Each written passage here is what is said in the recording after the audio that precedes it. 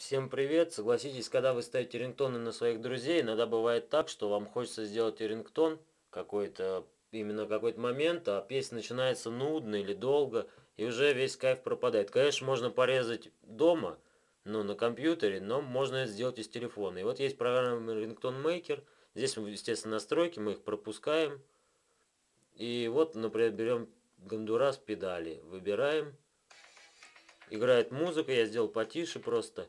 И какой-то фрагмент выбираем, например, вот здесь.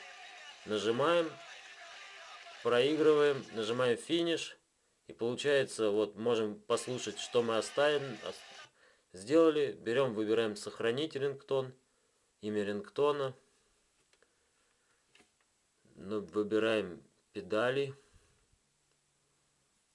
рингтон. Ну вот, окей нажимаем и берем назначить рингтоном.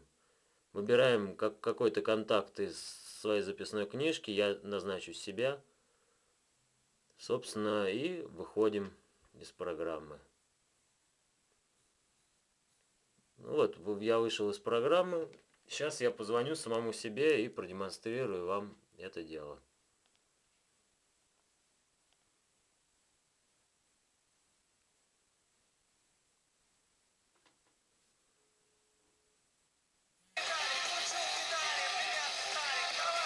То есть вы слышали, что все сработало.